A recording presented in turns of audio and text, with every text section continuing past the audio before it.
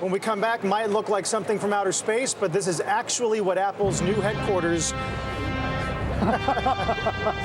will look like. Wow. A plate of pesto. Or a Frisbee. Just how much does the city of Cupertino, California stand to benefit? The city's mayor will join us after the break.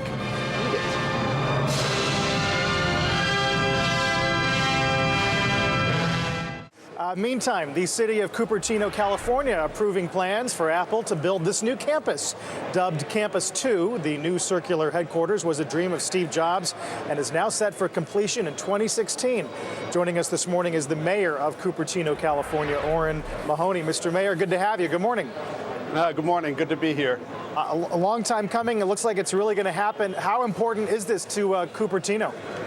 Well, it's incredibly important. As you noted, Steve Jobs' last public appearance was before our city council about 2 years ago, where he announced that this would be built here in Cupertino. And since then, both Apple and the city of Cupertino have been busily working to make it a reality. And it's a very important project, not just for the city of Cupertino, but really for the whole Silicon Valley.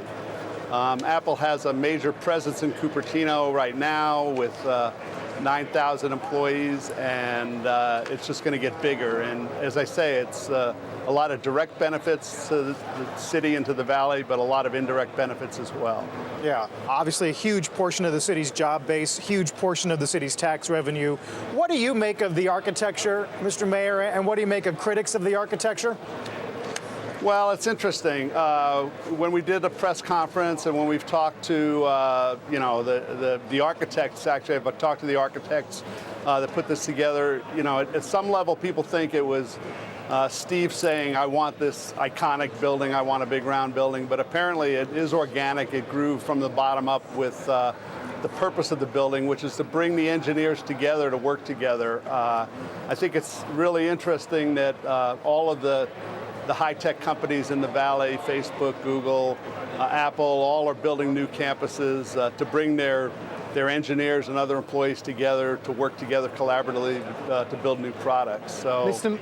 Mayor, at the back of your mind, do you worry that you may be a one-company town? I think I read somewhere that 40% of your employment comes from Apple. I went to Espoo, which is a small city outside of Helsinki, Nokia's headquarters 7 or 8 years ago, and they made so many local millionaires. Everything seems so great. I imagine Espoo looks a different city now after 40,000 redundancies. If we're going to have one company to be relying on, Apple is the right one. It's not a fly-by-night.com. It's a $160 billion company. The reason they're putting 12,000 employees together in one building is to keep innovating and keep going. So in the long term, we'll see what happens. Companies come and go. But I think they're going to be here for a long while, and it really is not just one city in Silicon Valley. It's all the cities working together, and business from one place will go to another place. So I'm not worried about it in the near term, and the near term for me is 20 to 30 years. All right, Mr. Mayor, can't wait to see it when it's done. We should do a show from there. I think you should. Yes, you could be our first guest, Orrin Mahoney. The groundbreaking. The mayor of Cupertino. The groundbreaking will be very soon. They're very eager to get going, and it was a big step last week to get it approved by the council and unanimously approved and to move forward with the project. We're excited. They're excited. It's a win-win for everybody. Yeah. Thanks so much for your time, Orrin Mahoney, the mayor of Cupertino. Now we're keeping.